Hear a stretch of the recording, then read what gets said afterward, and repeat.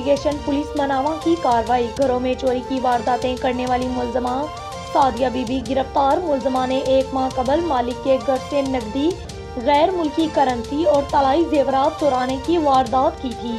गिरफ्तार मुलजमा सादिया बीबी से लाखों रुपए नकदी और तलाई जेवरात बरामद कर लिए गए। मुलजमा चंद रोज घरों में काम करती और मौका मिलते ही कीमती अशिया चोरी करके रफू चक्कर हो जाती। इन्वेस्टिगेशन पुलिस मनावा ने मुलजमा सादिया बीबी को जदीद टेक्नोलॉजी की मदद से गिरफ्तार किया। SP cantt investigation captain Ali bin Tarak की तरफ से पुलिस टीम को शाबाश।